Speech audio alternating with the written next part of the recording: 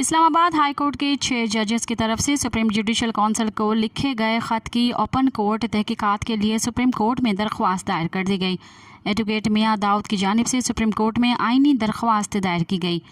High court ججز کے خط پر سپریم کورٹ کا بااختیار کمیشن بنا کر انکوائری کرانے کی استدعا کی گئی ہے۔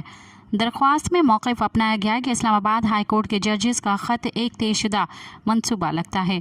ججز کا سپریم جوڈیشل کونسل کو خط عدلیہ کو اسٹینڈرڈ لائنز کرنے کے مترادف ہے۔ درخواست گزار کے مطابق سپریم جوڈیشل کونسل ایسے تنازعات کی تحقیقات کا ادارہ نہیں ہے۔